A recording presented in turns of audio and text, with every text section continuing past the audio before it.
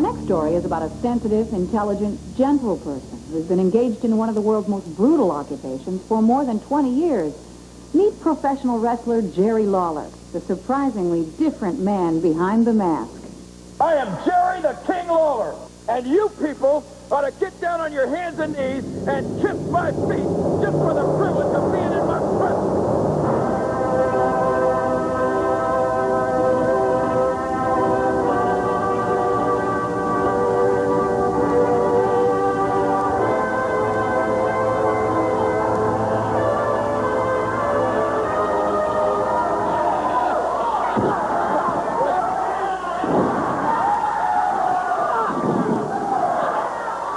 People love to see violence.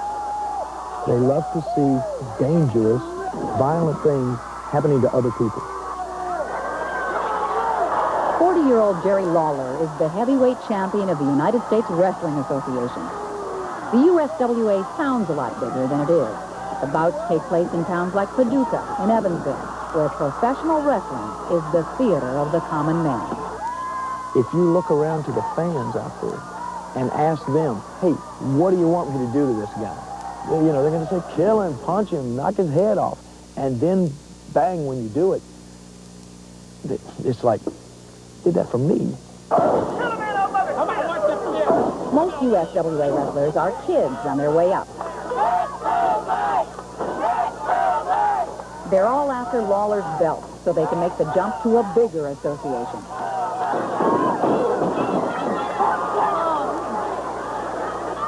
So far, nobody's been able to dethrone the king. Lawler says it's because the kids are less concerned with skill than with image. They've either got to have these huge bulging muscles or they've either got to have a dog or a snake or a bird on their shoulder.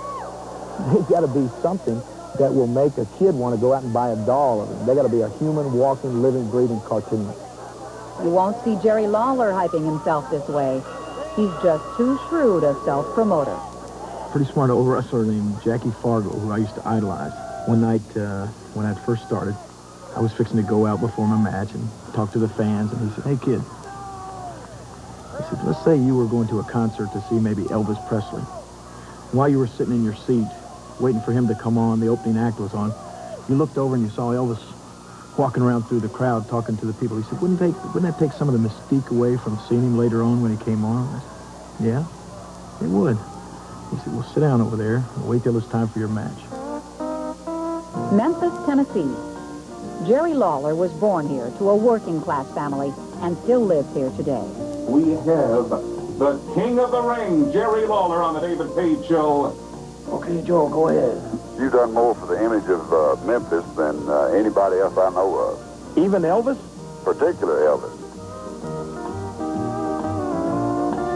As a kid, Jerry dreamed of drawing cartoons for Hallmark. I really feel like the only God-given talent that I was blessed with is art. I always got in trouble in school for drawing when I should have been studying. I would draw fantasy characters that I was always fascinated with.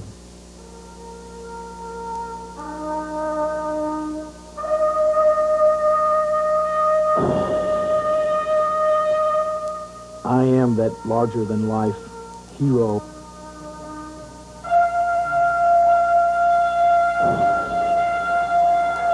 It's like the old Roman gladiator days.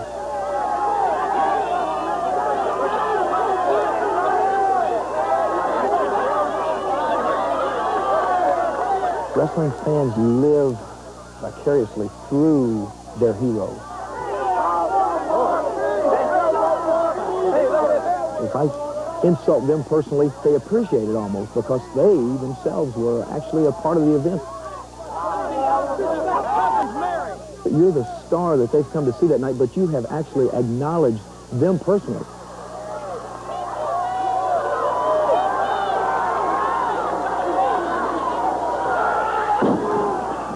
Wrestling is so flamboyant, it's only natural to wonder if it's staged. Jerry Lawler won't talk about that. Almost no professional wrestler will. Oh, yeah, baby! But when we showed him the videotape of this match, he acknowledged that he was dragging it out. Let's face it, wrestling, there's any sport. It is a form of entertainment. You're there to please the fans. At this point right here, I could have probably beat him in 3 or 4 minutes. But the next thing I'm going to hear is all those thousands of people that are there cupping their hands over their mouth and screaming, boring, boring. Boring?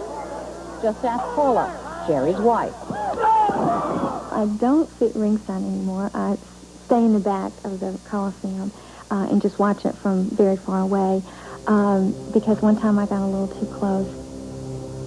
He was wrestling a guy named Plowboy Frazier who was huge. I got caught up in the moment. I took my shoe off and I ran up and got on Plowboy Frazier's back and I hit him in the head. So he stood up and he grabbed me by the back of the hair and he grabbed Jerry by the back of his hair and rammed us together. And we both fell out on the mat. And I was shocked from this. I didn't even know what was going on, really. And all of a sudden, my eyes were open, and I looked up, and I saw this huge leg coming down on my face. He had leg dropped me. And it was horrible. I started crying. I grabbed my face. I thought my nose had been broken. My lip was busted.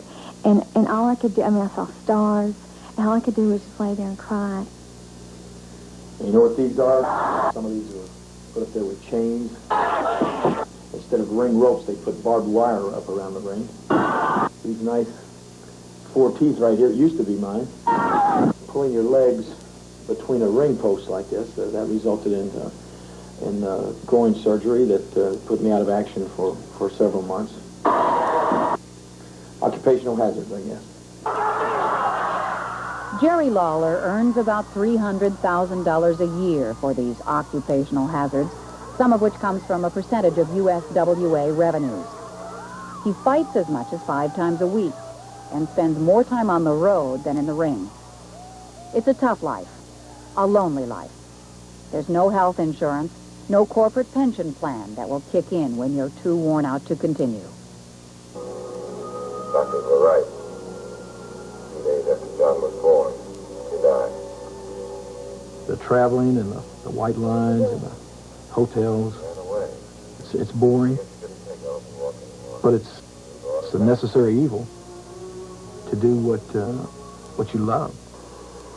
Jerry has gone so much. I just get very lonesome. And I love you. Every week, he's in a car traveling back and forth and real late at night. It scares you. A time comes when even the thrill and the excitement of being in the ring doesn't make up for that time spent on the road. And I guess whenever that day comes for me, that'll be the time when you call it quits, hang it up.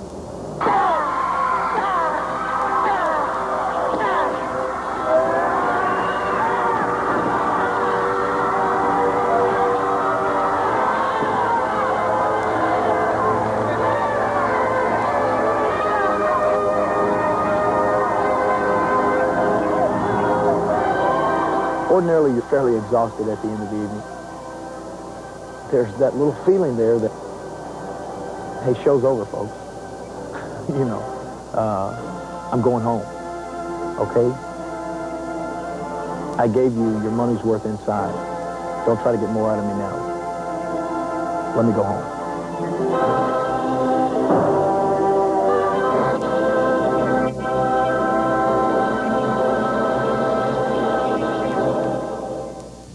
I think you like the pool, and the elevator in my grandmother's house, and Simpson in his butler's coat coming in with ginger ale and cookies on a silver tray.